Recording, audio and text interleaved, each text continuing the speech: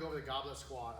First I'm gonna go over just the kind of the A to Z of the goblet squat, and then we're gonna add a band and show you a bit of a change you can make with the band, especially if you're on limited equipment. So one of the things about the goblet squat that's so very useful is that it's very diverse, right? You don't have to use a kettlebell. You could use really anything that has some mass to it, okay, for this particular exercise.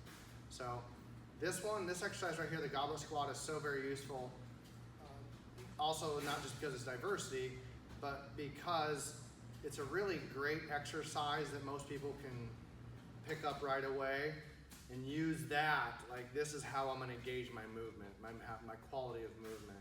So really just jumping right in is what I'm gonna do is again, from the side position, if you're able to watch yourself, it's a little bit hard. You may not be able to necessarily know you're doing it.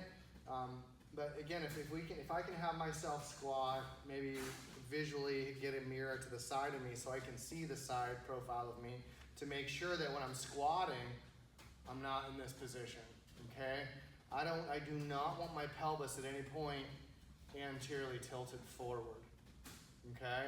And so that, you see that all the time with the goblet squat, people being in this position right here. This angle of my chin is extreme because my pelvis says so. The position of the pelvis is going to determine the position of my head, which is why I say make a letter L. This is where we fight from, we shoot baskets from, we hit from, we throw from, all from this angle. Okay, we squat from there too. So that's the one thing I'm going to be mindful of, is not be anteriorly tilted forward. All right, so once we go ahead and grab the kettlebell, right? Maybe I have the opportunity to look at a mirror at the side or the front, but again, I'm going to make sure that I'm not in this position. I'm going to start with my glutes engaged, okay? You also can see as I'm holding this weight, right? I'm not way out here, okay? This angle, I'm not way out here with the kettlebell as I'm holding it, okay? So from the side profile, you can see my humerus is pretty close in line with my rib cage. So same on here, I'm not here. I don't want to be in this internally rotated position and it's going to make me shrug.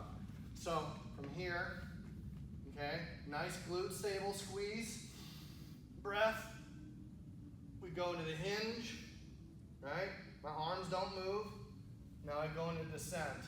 I will say my only feedback point from the goblet squat that can be a little bit, I don't know, not cumbersome, is that when you get to full depth of the goblet squat, depending on the size of the goblet, the position that this thing may be in, right? For me, the trouble is that my elbows tend to hit right on my knees, okay?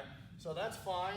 Typically, it's a good stopping point there, right? Because I don't want to, again, like I said, what I don't want to be is in this position here, okay? So nice and stable. I might even carry my hands a little bit further away from me, lats engaged, hinge, down, up. Again, my starting point is a glute squeeze. My finishing point is the same. So it runs me right into rep after rep after rep, okay? So that's just with the kettlebell in this case. Again, like I said, you can use anything of weight. Here we're gonna use your regular exercise band.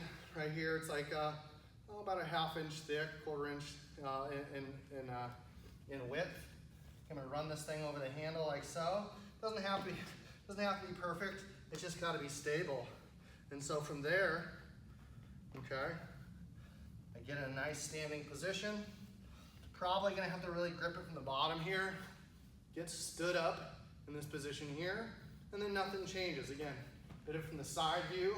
Glutes are tight. Rib cage is not up. Okay, nice, stable. Descent and ascent. Right, I'm not carrying this bell away from me. The kettlebell is staying in the same position in which it starts. And that, folks, is a goblet squat with and without resistance bands.